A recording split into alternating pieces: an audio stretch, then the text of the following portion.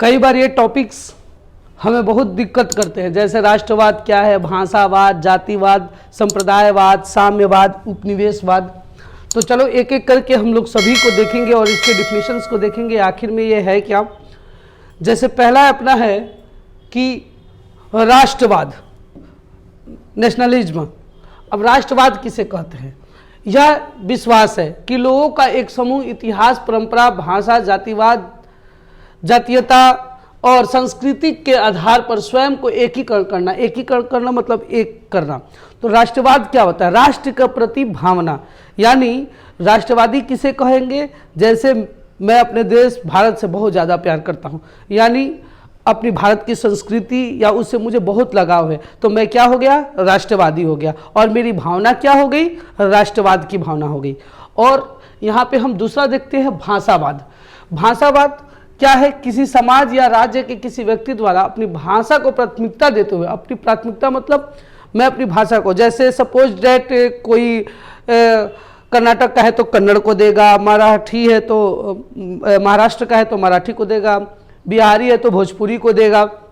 उसी तरह यानी अपनी भाषा को दूसरी भाषा से अच्छा समझना, ठीक है, इसी को हम लोग क्या कहेंगे? भाषावाद कहेंगे। उसके बाद आता है जातिवाद। जातिवाद, जाति नाम से ही समझ में आ रहा है, यानी अपनी जाति को, अपनी जाति विशेष को सबसे अच्छा समझना। जैसे सपोज डेट कोई एक जाति का है, ब्राह्मण है, ब्राह्मण को अच्छा कहे, अंसारी है, अंसारी को अच्छा कहे, पठान है, वो पठान को अच्छा कहे। इसको हम लोग कहते हैं जातिवाद, यानी अपनी जाति को सबसे अच्छा समझना। उसकी डिफिनीशंस है। अंत में मैं थोड़ा हटूंगा और आप लोग इसका स्क्रीनशॉट ले लीजिएगा या फिर आप लोग इसको नोट कर लीजिएगा।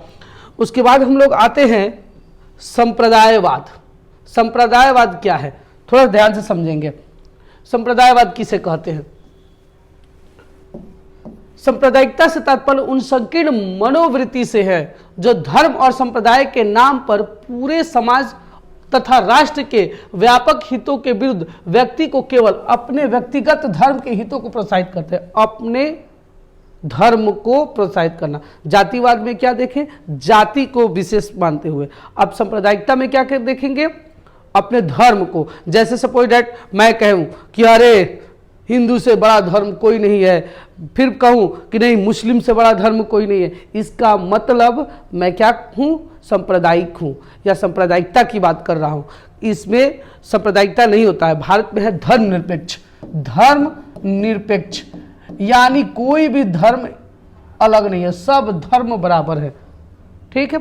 और हमें भारत में रहने के लिए कोई ना कोई एक धर्म चुनना होगा, इसलिए हम कोई एक धर्म चुनते हैं। ये नहीं कि नहीं मेरा धर्म बड़ा है उसका धर्म बड़ा है, ऐसा कुछ नहीं है, सभी धर्म इक्वल है। उसके बाद हम लोग का आता है साम्यवाद। साम्यवाद, साम्यवाद का है कार्ल मार्क्स ने दिया था। कार्ल मार्क्स ने दिया था, इसका मार्क्सवादी सिद्धांत है ये। अब साम्यवाद क्या है? यह एक प्रकार की सरकार के साथ साथ एक आर्थिक व्यवस्था, धन बनाने और बांटने का एक तरीका भी है। यानी इसमें क्या है? धन बांटा जाता है। अभी क्लियर कर देते हैं, यहां से आपको क्लियर होगा। साम्यवादी व्यवस्था में व्यक्तिगत मतलब होता है पर्सनल। लोगों के पास जमीन, यानी आपके पास पर्सनल जमीन नहीं होगी, पर्सनल कारखाना नहीं होगा, पर्सनल मशीन नहीं होता है। बहुत बार, ज़्यादातर तो 9th 10th के एग्जाम में तो खूब पूछता है साम्यवाद क्या है। 10th के एग्जाम में साम्यवाद क्या है? तो साम्यवाद आप थोड़ा ध्यान से देखेंगे, यानी पर्सनल जमीन नहीं होगा, आपका पर्सनल कारखाना नहीं होगा, पर्सनल कोई मशीन नहीं होगा, जितना भी होगा वह सब सरकारी होगा। इसके बजाय सरकार द्वारा पूरा समुदाय इन चीज़ों का मालिक होगा, यानी सरकार मेन मालिक होगा और आपको उसके काम के एवज में आपको पैसे मिलेंगे। यह है साम्यवाद। आई थिंक साम्यवाद को आप जान गए होंगे। साम्यवाद और ये भी उससे मिलता जुलता है, ये भी VVI है, याद रखिएगा। उपनिवेशवाद क्या है? किसी समृद्ध एवं शक्तिशाली राष्ट्र द्वारा अपने विभिन्न हितों को साधने के लिए किसी निर्बल किंतु प्राकृतिक साधनों को परिपूर्ण राष्ट्र के विभिन्न संसाधनों के बल का उपभोग करता है। यानी आपका देश, आपका जगह, नियम कानून किसका चलेगा? मेरा चलेगा। इसी को तो कहते हैं उपनिवेशवाद।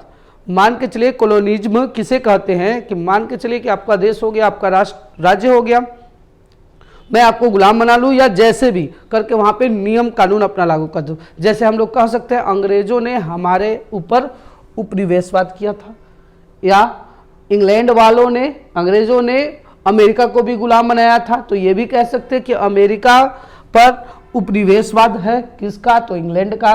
भारत पर उपनिवेशवाद किसका रहा है, तो इंग्लैंड का। तो इस तरह से आई थिंक उपनिवेशवाद भी आप समझ गए होंगे। तो ये बहुत सारे ये जो टॉपिक्स है, साम्यवाद, राष्ट्रवाद, जातिवाद, ऐसे और भी हैं, फांसीवाद, तो ये पॉलिटिक्स वगैरह में चला जाता है। फांसीवाद क्या है, अब इस पर एक और वीडियोस बनेगी जिसमें हम बता तो देखो अभी इसके बाद फांसीवाद क्या है, ये सब जितना होगा पॉलिटिक्स में जाता है। तो पॉलिटिक्स जब आएंगे या अगला जो टॉप वीडियोस बनेगा या आपका अगली क्लासेस जो होगी उसमें पढ़िएगा, तो फटाफट से आप लोग नोट कर लीजिए। और जो इस वीडियो को देख रहे हैं इसको अपने कॉपीज में नोट कर लीजिए, क्योंकि ये एग्जाम्स में कई बार पूछे जाते हैं। हो गया। अब उसके बाद जो है आप सेकेंड इसको भी नोट कर लीजिए, ठीक है। तो बाकी अब आप लोगों को समझ में आ गया होगा। बाकी जो भी अब अगर लोग का डाउट्स होगा तो आप कमेंट्स में लिख दीजिएगा, या तो फिर पर्सनली जो नेक्स्ट क्लासेस चलेगी आप उसमें पूछ लीजिएगा। ओके।